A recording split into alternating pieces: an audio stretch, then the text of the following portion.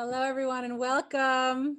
Welcome to the Parent Webinar Series, Vent and Reinvent. I'm Lauren Muriello. I'm so glad you're here. I want to welcome everyone, and I want to point out the chat feature and the Q&A feature that we're going to use tonight throughout the webinar. So if you want to chat, and you want to send a chat to everyone, you have to choose from the pull down that all attendees can see. If you want to just send a chat that only I can see, then you would choose just two panelists. If you want to send in a question that I will answer as many questions as I can from the Q&A. If you want to send in a specific question, click on the Q&A. When you send in a question tonight, I'm going to ask that you start by putting the ages of your children.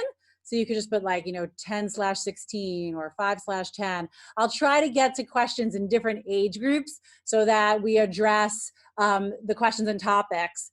So I want to just start with a quick chat so everyone can kind of practice saying hi.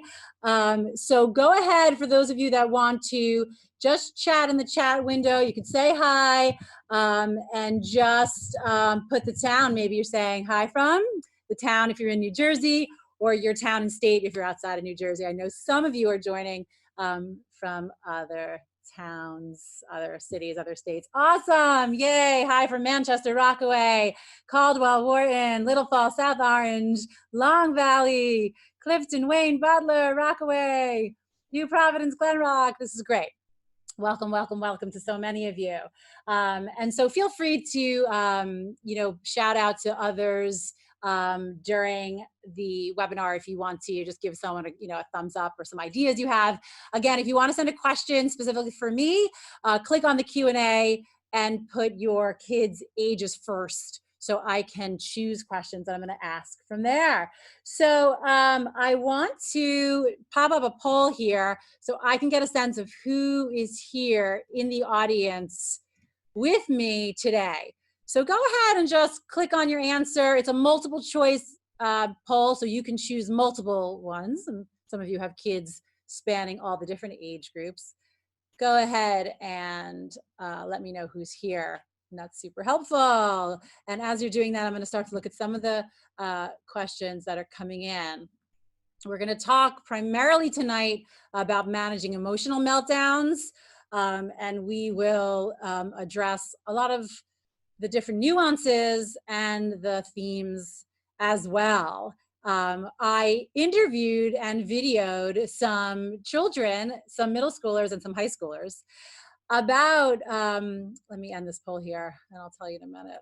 Great. I'm glad most of you, almost all of you were able to do that. That's perfect. Okay, so we have a nice range here. A lot of you have middle schoolers and high schoolers, but we have a lot of parents here with younger kids, and that's great. So I interviewed some young children, some middle schoolers, and some high schoolers about what happens to them when they do have those meltdowns and what's helpful. So, and it's amazing because I think that when you talk to children and teens, you get a lot of incredible insight. And so we're going to learn from them. And then, of course, I'm going to share my professional advice based on my years of practice as a psychotherapist and also as a mom. I do have a 6-year-old kindergartner and a 6th grader middle schooler, and I interviewed them. You're going to see some clips from them as well. And so the topic tonight is managing meltdowns. So I think that it's important for us all to first just recognize that you are not the only one whose household has been having emotional meltdowns. Everyone I talk to in my personal and professional life has had moments where they themselves have had emotional meltdowns and where their kids are melting down. This is a really challenging, stressful time for everyone. Whenever you break routines and you put unknown and uncertainties into our lives, it causes uncertainty. It causes us to feel less grounded, less secure. And so we're going to be more likely to have irritability and to have less control over our emotions when they pop up. It's so important more than ever as adults to have some kind of daily practice that exercises your relaxation muscle of your mind. So whether you're the type that can do some quiet meditation or mindfulness, great. For you, if it's staring out the window and looking at the birds for a few minutes, great. Exercising, taking a walk, whatever it is. If you want to pop into the chat window what your relaxation method is, that's great. I think other parents can learn from each other, but it's so important to practice some form of relaxation for yourself every day, so that you can practice getting your mind into the relaxed state. The more you practice getting to that relaxed state of mind, the more likely you are to be able to access that relaxed state of mind when things get stressful and when things get intense. And I've been practicing more mindfulness and meditation in this past year, and I am so grateful, because I'm noticing that I am definitely better able to stay calm when those triggers happen in my life, you know, whether it's from my kids, my work, my husband, my family, because it happens to everyone, right? And so I've been better able to manage those triggers, and I'm grateful for that. I love when I'm hearing listening to guided meditations, someone's taking baths, taking pictures, walking every day, reading and yoga. Amazing, really amazing. I was just talking to some teenagers about baths. You know how when you soak in a bath, it really shifts your state of mind. It's almost like going to bed. You get into like warm and cozy. It's like going back to the womb. So if you're a bath taker and you like them and you haven't done that in a while, take some baths for yourself. Such a good thing to do before bedtime, by the way.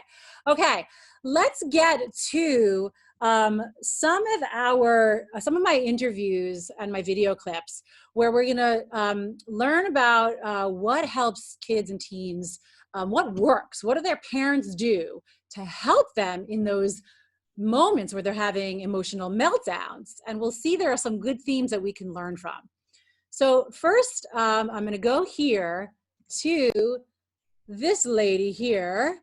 Let me just see. Okay, great. So this is my 6-year-old daughter, Layla.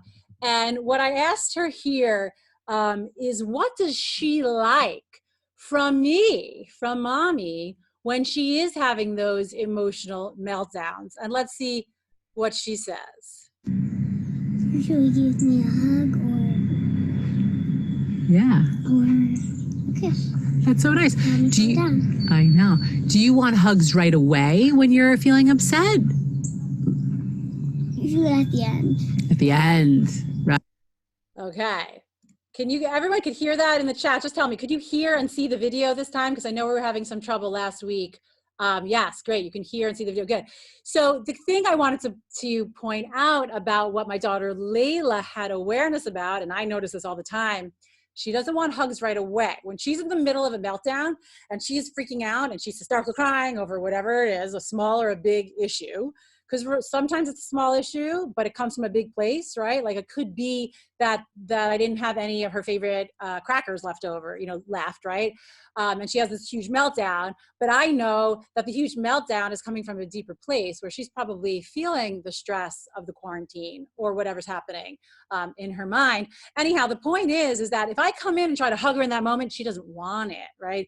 She has to go through her meltdown and then she wants it at the end. So she starts to calm down, and that's where I'll say to her, would you like a hug right now? And usually it's sort of like, she'll give me the like, it's almost hard to admit, like, I'll take it. And I give her a quiet hug. I don't say anything. I just hug her and I let her feel my comfort, right? And so at that level, if you have toddlers and pre-K and young elementary age kids, once they're settling and calming down after that meltdown, it's just that quiet hug that might be all they need to help them shift out of that, okay? And as I'm going through, if anyone has a specific question about the video or the topic I'm talking about, feel free to put it in the Q&A with your kid's age and let me know. I want to jump to a teenager who shares a little bit about the same question. Okay, so let me go here and Get the recording going. Hang on a second. Okay. Hang on, I figured out what I need to do. So just give me a moment while I deal with the technology. I just want to get to spot in the video. Okay, I think now I'm going to be able to share that with you. All right, so this is a teenager, and I asked her, what does her mom or dad do when she is having an emotional meltdown?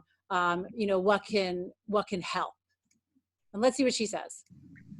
Sometimes what helps me is I have a weighted blanket and my mom puts it around me, and it helps when I'm panicking, and she'll make me some tea as well. So that's really nice. So she has a weighted blanket. Some of you might have these weighted blankets for kids and teens.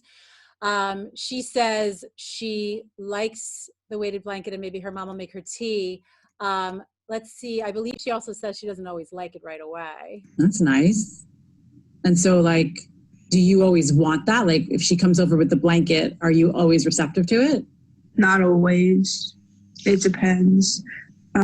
Yeah, it depends. And so I'm going to jump to where we talk about when is she ready for that comfort? Just like asking if I'm okay and like giving me a hug or something like that.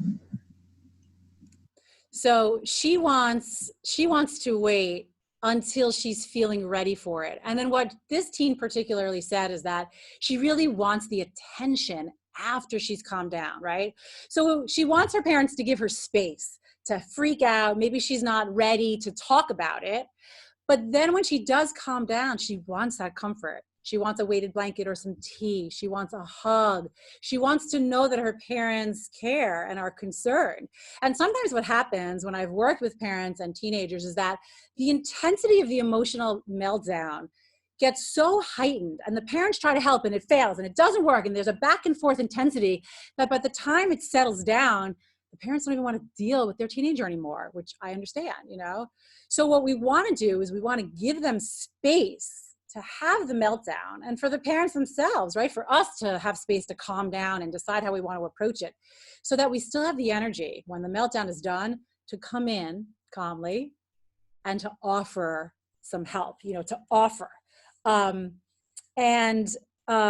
of the themes that came up when I talked to all the kids and teens is that they want their parents to come to them at the end. They want their parents to come to them calmly, of course, right? So what about accountability for your teen? One of the parents is asking, when they rage and then they want you to act like nothing happened after. It's such a great question, okay? So in the heat of the meltdown, it's actually really important to give them that space and to not try to reason with them or point out what they did wrong or give them advice about now or the future. When the emotional brain is in control, they cannot think logically. We know that. Okay, we know that the prefrontal cortex shuts down when the amygdala, that's the emotional center of the brain, when the emotional center of the brain is in control, prefrontal cortex shuts down.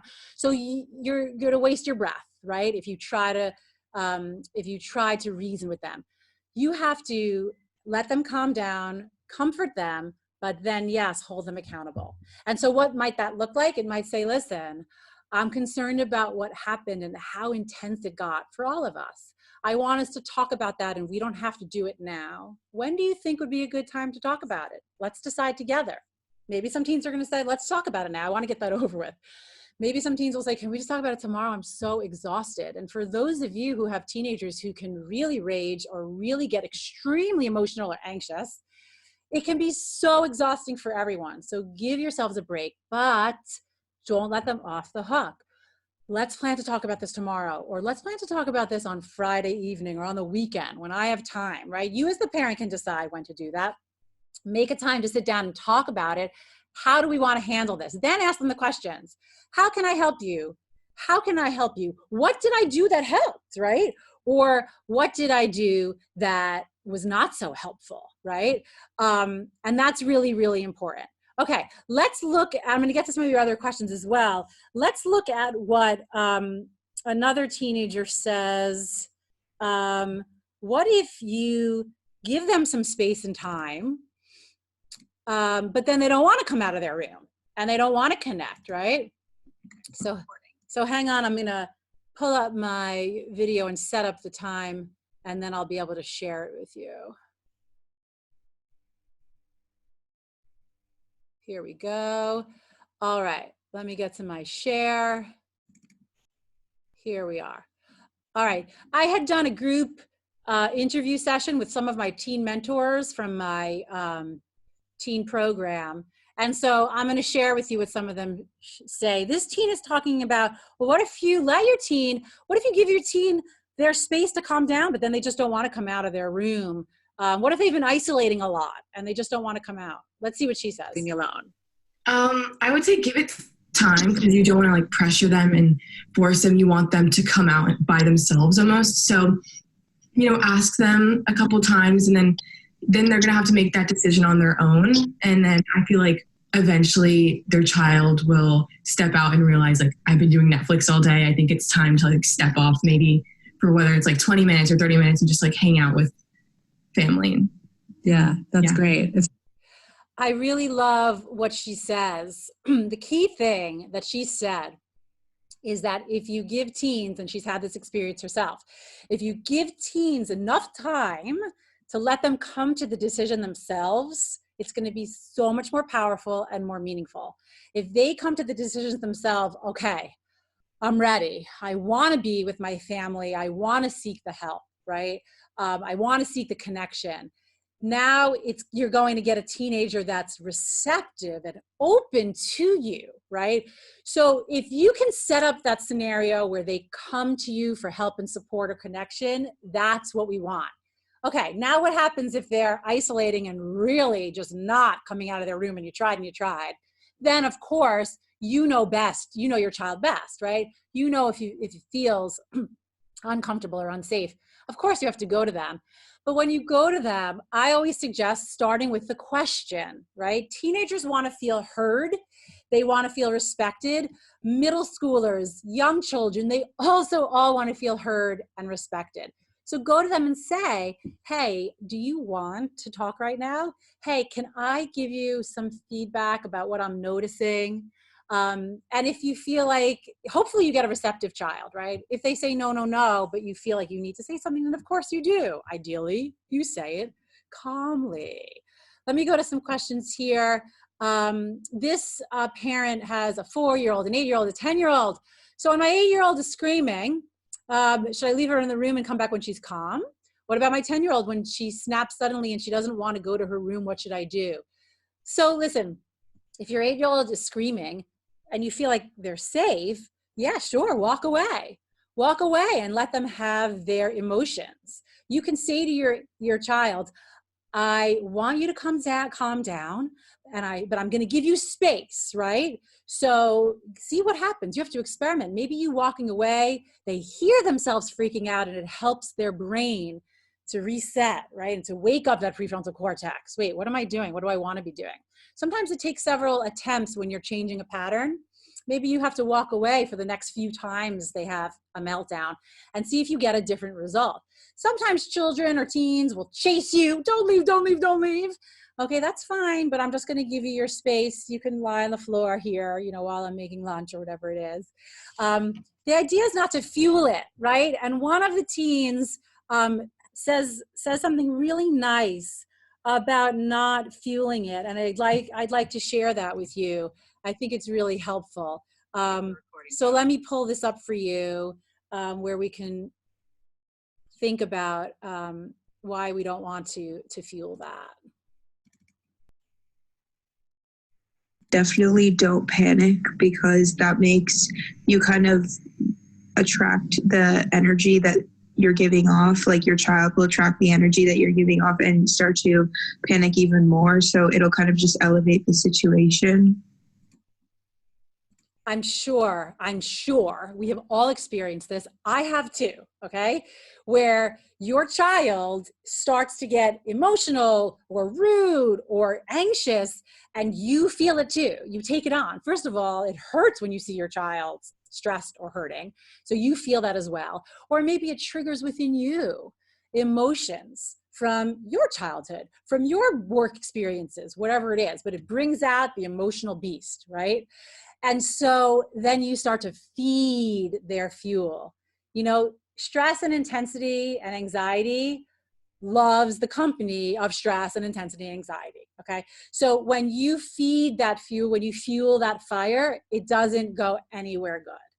What parents need to become masters of is witnessing and experiencing their children's intense emotions while remaining calm and still, present.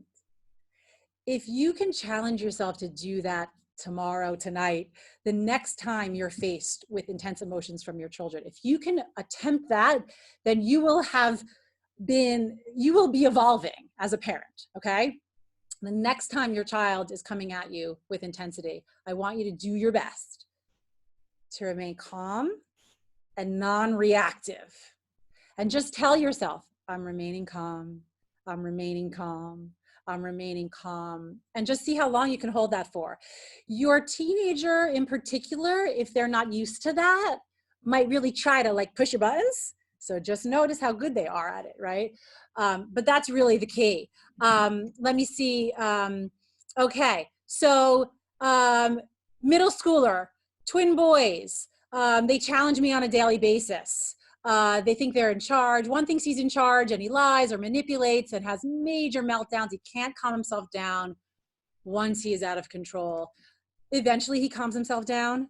You know, that's the one thing that we do know, but sometimes it might take a really long time.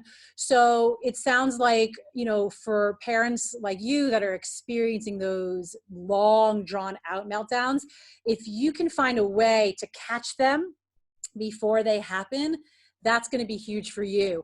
I would recommend you sit down as a family with your son or your sons, I think you said twin sons, when everyone's calm and say, listen, we don't want these to get out of control. What do you guys think is going to be helpful, right? Again, we're going to ask questions of our teens and of our children. I asked this question of my kindergartner. Ask kids and teens these questions. What do you think is going to help? Because then they have a buy-in to this process. We're creating a process, a plan in advance for how to manage meltdowns. We're teaching our kids this concept. We can control emotions. We want to be happy, healthy, calm, relaxed humans. We want this family to be happy and healthy and relaxed. So we're going to make a plan. How should we deal with it? Ask them what they think. They might have some really good ideas. They might point out, I know you're trying to help, but when you say that one thing, it drives me crazy. All right. So then maybe next time you learn, you remember not to do that.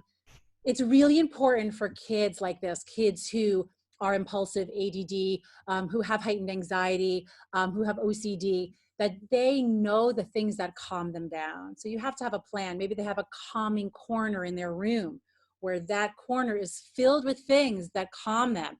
A blanket, an old stuffed animal, pictures of their families, headphones with music ready to go, right? Something that's calming. So as you see them starting to get agitated, you can say, I think right now it's time for a calming break.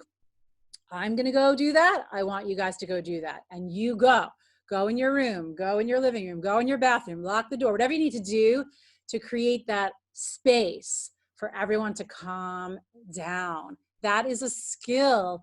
That is a lifelong healthy coping skill that you need to be working on with your kids. I'd like to go to my middle schooler. I think he had some interesting things to say about when a kid is freaking out, you know, giving them that space. So let me go over here, and here we go. This is my son, Isaac. He's in 6th grade in middle school, and let's see what he has to say. When is the good time for parents to stay away from their kids? When their child just needs a moment to like freak out, and then once they've freaked out and got all their emotions out, then they can calm down, and then the parent can try and help. But like when they're just freaking out and they need to like freak out, it's probably a good time not to like try to weave your way in there. Interesting. And then he shares about giving them that space to have the freak out before you approach, which I thought was interesting to hear from a middle schooler boy. Let me get there for you. When their kids just like having a freak out moment, just let them have a freak out moment and then try to approach them like the nicest, calmest way possible. and sort of like almost let the kid have like the power in this situation, and like do it from like an approaching way, like when you can, where you can help, but like let the kid almost like control the situation. Because at least for me, when I'm having a freak out moment, I sort of want to like be in control of the situation. I want a parent going to me like, okay, no problem. No problem. We heard a lot of what he had to say. I think it's interesting. He said, give the kid the control. So like from, you know, as a parent and as a psychotherapist, I was thinking like, you can't have control and power. But I love that he noticed that in those moments, he does want a sense of control over his environment and over his ability to melt down. As a psychotherapist mom, I have probably tried to intervene early in his process to help him to calm down. And he has taught me so much about what he needs, and has helped me to be such a better parent, of course. And so I've noticed so many times where he is having a meltdown and a freak out that if I come in too soon, he's like, no, like I don't want that yet, right? So I back away, give him space. There have been times where he's been disrespectful to me in those moments, and I hold him accountable, but later. And that's where I give him the space. He calms down. It happened this morning. He started to get overwhelmed. One of the things he said next was that he gets overwhelmed when he starts to read all the schoolwork he has to do for the day. And then he hears maybe me talking about like a house chore, and all of a sudden it's piling on. Can't we relate as adults, right? Everything starts piling on. This happens for our kids too. And that's when he started to not have as much control over his emotions. So as I approached him and he was freaking out, I backed away. I did my thing. I waited. He actually came to me, which was so nice, and said like, okay, Mom, I'm feeling better now. He wanted to have a sense of control over his environment. And then I said, listen, I get it, but I really don't want you to talk to me that way. Like, I really don't want you to give me that tone of voice. So can you work on that? Yes. I'll work on not, you know, jumping on you when I notice you're feeling stressed right away. And that type of honesty is so amazing in the parent-child relationship. I am the parent, I have control and I make decisions, but we can have mutual respect. I can respect what my kids think and what they request. I'm still gonna make the final call, right? But I can respect what they say and I can listen. And when you give kids that respect by giving them the time to hear what they have to say, to hear their ideas, they're gonna respect you more, right? The respect goes back and forth. And when kids respect you, that's when they listen to you. And you have that more, you have that healthy power in your family dynamic. Let me get to a question. Any advice for keeping kids, this has come in a few times here, keeping kids safe during meltdowns if they're throwing things or being physical? Yeah, I mean, listen, if kids are getting physical, obviously you want to try to keep their environment safe. You know, this is again one of those things where you plan in advance. Hey, I notice when you get really upset that you've been punching things, you can punch pillows, you know, you can punch the couch. So you can direct them to that, you know, to that pillow if they start to be physical, or throw some pillows near them on the floor and move back. You obviously want to keep yourself safe. If you have young children, it is totally acceptable to embrace them and restrain them gently and appropriately, right? To help them calm down. Some of them need that. Of course, this is, you have to, you know your child and know what feels best and what feels safe for your child. But you keep the environment safe until they can calm down. It's not okay for children or teens to physically hurt themselves or you or their family members. It is not okay. So you have to talk to them in advance or after the fact. But that's not acceptable. It's not going to be okay here, right? We will keep working on finding a way for you to express your frustration and anger in a healthy way. We will keep working on that together. right? Until we find something that works. And again, if you have extreme situations, this is when seeking the help of a mental health professional can really be effective, right? It might just take a couple of sessions with a therapist to help you assess your children and your family dynamics and give you some suggestions for what can best help in those moments. Great questions coming in. One other video that came in that I would like to share with you from another teen, from a teen boy. Okay. I'm going to pull up for you where I want to share with him. He shared a beautiful story with me about how, let me just get to my spot here. And I'll share with you in a minute.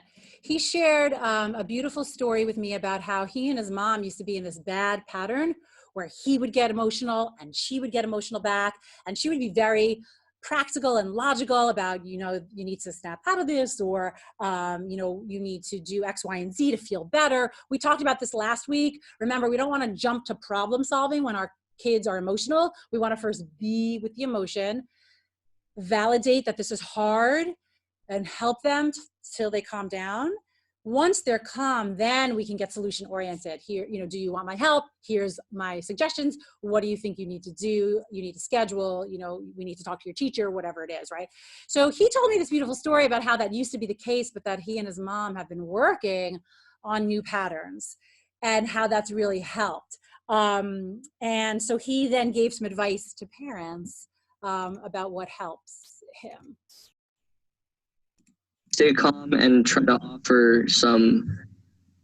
offer words of reassurance that, you know, that don't require you to go and tell them that how they're feeling is wrong, because it's okay to get frustrated, but reassure them that they're going to get through that. Reassure them that they're going to get through that, and that, you know, it's a temporary thing. And once they're done, if it's something that they're doing that's causing it, once they're done with whatever they're doing, they'll feel better. And if it's not something that they're doing, then you can help them find ways to calm themselves down, give them options, give them something that they can do either with you or just on their own. Like maybe ask if they want to do something with you, like watch a movie or go for a walk if you're comfortable going outside.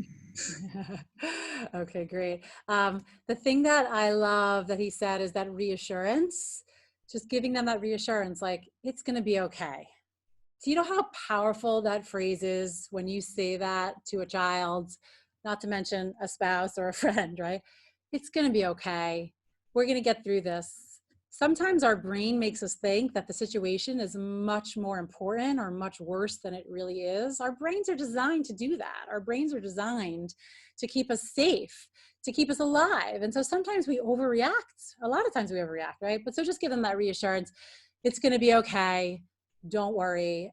And I love you. I mean, you really can't say it too much. If you haven't said it in a while, please make a point of saying it to your children. I love you. I love you. I love you so much. And I'm here for you.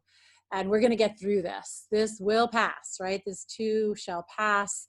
We don't know exactly when, but it will. And we will get through this together. And that is really important to provide the reassurance to children and teens right now. Some of the other kids I spoke with said, I know you have a lot going on. I know you have bills to pay, but please don't talk about it in front of me. It stresses me out. And I thought that was really great. That was like an elementary maybe second grader. And she said, you know, like, I just kind of want to have fun with my parents. So important. Our kids are home right now, so they're hearing a lot of what we say. So make sure you're you know, leaving to go to another room, to talk to a friend, to talk to a partner, a spouse about your adult concerns, and really try to shelter the kids and keep the kids out of it. I think that's really important. I am curious to to know in your home. I'm going to launch another quick poll as one of the things we do here while I look at a couple more questions. Who has the emotional meltdowns in your home? Is it you, your spouse or partner? Is it your kids, or is it all of the above? You can choose as many of those as you want. Those are multiple choice. Go ahead and do that. I'm going to look through a few of the other questions that came in.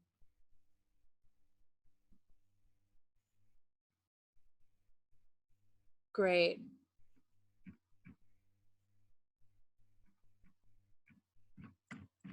Wonderful. Excellent. All right.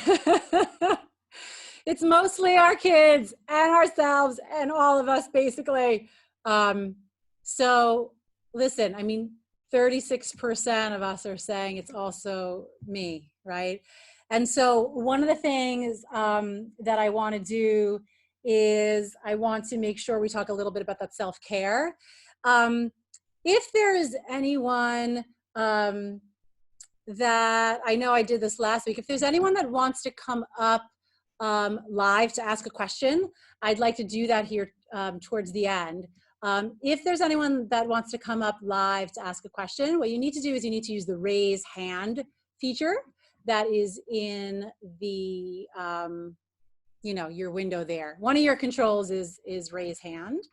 And so there was a couple of hands that were raised. I'm just going to lower them because they were raised from before, and I want to make sure I'm looking at the right people. If you want to come on live, just go ahead and raise your hands. Otherwise, what I'd like to talk about is self-care really briefly before we wrap up.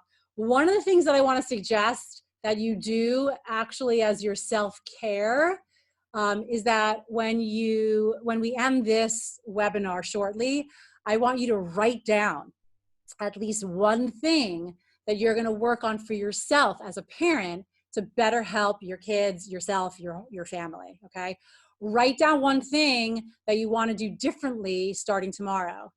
Put it somewhere where you can see it first thing when you wake up in the morning and look at it and read it out loud to yourself. And then bring it with you and maybe keep it in your pocket or go back and look at it again when you fall back into your old patterns. Because guess what? You're going to fall back into your old habits. It takes time to break habits. So don't be down on yourself and don't have the negative self-judgment. Just keep working at it. If you're here, it's because you want to make change for the better. And I applaud you for that. I'm working on it myself every day. So pick one thing to do differently and write it down and work on that starting tomorrow. And I hope that you will come back to share some of those stories with me. If you want to share some of your stories over email with me, I'm happy. I'd be happy to hear about those stories and questions. If you have questions that you want to send ahead of time, you certainly can. I would be happy to hear from all of you. So I would like to end with my best wishes to all of you to stay strong and stay positive. Keep taking care of yourself and working on positive change. If you find yourself spiraling, just remember to stay in the present, okay?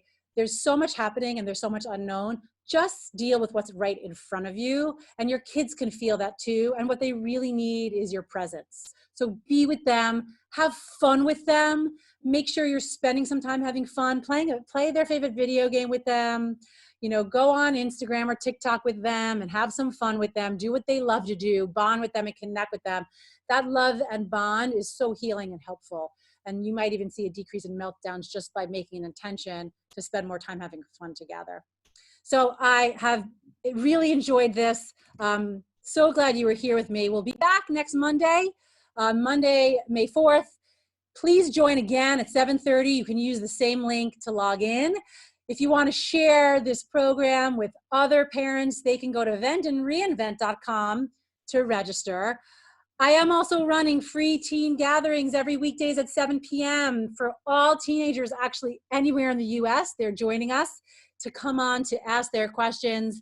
And I bring on a team of teen mentors who are also teenagers to answer other teens' questions live. It's really special and meaningful. We're also running online groups right now for teens and kids. If your teens need more social connection, or need healthy coping skills, we are running our groups from Wellbeing Therapy Center online. We have Confident Kids for the 7 to 12-year-olds. We have Circle Up teen groups for the 13 to 17-year-olds, and we're about to start again our young adult groups for the 18 to 24-year-olds. If you need more support and want to talk to a licensed therapist, we do offer free 15-minute consultations, so you can first get a sense from them of what their feedback is. I love hearing your feedback at the end here. Thank you so much for being here. Thank you for your thank yous. It's been wonderful to be with you all, and stay positive and have a great night, everyone. Take care. Bye. By the way, this is recorded and I'm going to post it if you want to look back.